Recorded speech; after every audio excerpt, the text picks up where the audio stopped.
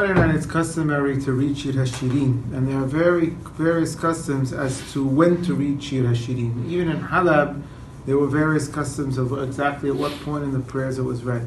Some read Shir Hashirim before Qabbalat Shabbat, right after Minhag, Shir Hashirim, and then they began Qabbalat Shabbat. Others would wait until after Qabbalat Shabbat and recite it before Arbit, and yet others recited it after Arbit. So the custom of reciting it right after Minhag before Qabbalat Shabbat, this custom was recorded by Hacham Moshe Dayan. Hacham Moshe Dayan was a rabbi in Halab in the 19th century. He wrote a commentary on Shir Hashirim, which is called Yashir Moshe, and there he has many halachot and customs, and he records the proper custom as to recite Shir Hashirim prior to Qabbalat Shabbat. This is also what is instructed in the Sidur Bet Minuha. Bet Minuha was a very famous Sidur in the Middle East. It was very commonly used. It has many halachot and minhagim, and it was popular in Halab as well. Furthermore, the Ben Ish Hai instructs one to recite Shir Hashirim prior to Qabbalat Shabbat. The custom of reciting it after Arbit was very common in Halab because they had many minyanim on Friday night, because they would start praying from before sunset, and one minyan after another. As the people came, they would form another minyan, and then when they prayed in the great synagogue of Halab, afterwards they would come out and go into a cave known as the cave of Eliyahu Nabi. They had a tradition that Eliyahu Nabi had appeared in that cave, and one minyan after another would go into the cave to read Shir Hashirim together as a minyan. Now, growing up in the community here in Brooklyn, we would read it before Qabbalat Shabbat, like the Ben Ish Hai and Rabbi Dayan in the winter time, but in the summertime we would usually read it before Minhag. Now, reciting Qabbalat Shabbat was instituted by the Mekubalim. From Maran, all you would say is the Mizmor Shir and Shabbat. Just like every time you have a holiday or Rosh Chodesh, you have a Mizmor. So the Mizmor every Friday night was Mizmor Shir and Shabbat. But the Mekubalim added those extra pieces in approximately the 16th century.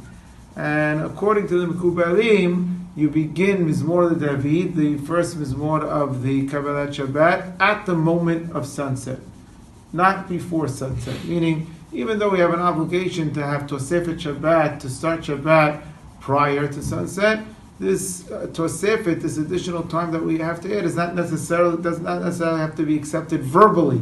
And therefore, if you're not engaging in melacha, you're not going to engage in anything that violates Shabbat already from a few minutes before sunset. You don't have to say anything verbally, and therefore, you can start Qabbalat Shabbat at sunset. It's not necessary to recite it a few minutes before. Now, the Mekubalim, when they recite Qabbalat Shabbat, they go out to the field to recite Qabbalat Shabbat. And when they went out to the field, they faced the west, where the sun was setting. So when you recite Qabbalat Shabbat in the Knis, it was never customary to turn around and face the west. Those that wanted to face the west, if they didn't go out to the field, they went outside of the Beit Knesset into the courtyard in order to face west. In the Knis, the custom was always to face whatever direction you normally face. This was not only the custom in Halab, it was the custom in other Middle Eastern communities as well, in Morocco, in Yemen, in Tunisia. Even for Bo'i Kala, nobody turned around. You faced whichever way you were facing. Those that wanted to face west, Al Pia Kabbalah, at the very least went outside of the Beit Knesset to do so.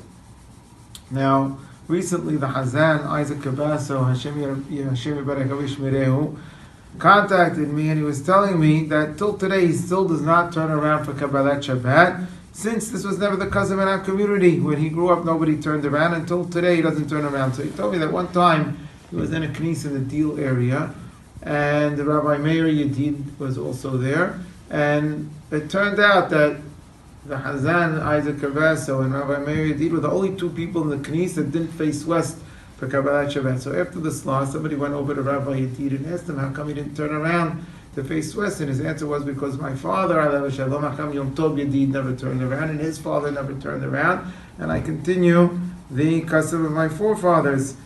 We also have a report from Hacham Ishaq Tawil. Hacham Ishaq Tawil is alive. Hashem Yibarechu Vishmerehu. His father was Hacham Moshe Tawil. He was the chief rabbi of Halab. He was the teacher of Rabbi Yedid. He also reported that in Halab nobody turned around for Qabbalat Shabbat. So between the fact that we're not mekubalim, that we don't go out to the field or even to the courtyard, that we don't necessarily recite Qabbalat Shabbat at the moment of sunset. In the winter sometimes we pray, in the summer sometimes we pray earlier, in the winter sometimes till we say Minha and Shir Hashirim, it's already after sunset and so on and so forth. So we should continue the established custom of our forefathers, which is not to turn around during Qabbalat Shabbat. Those that wish to face west, they want to do it al pi asod, they should walk outside into the courtyard, into the outdoors, and face west. And in fact, in some synagogues in our community, the hechal is not even in the east, so when they're turning around, they're not even facing west. So all the more so that we should be mahazir atara li yoshna, to follow minhag avotenu.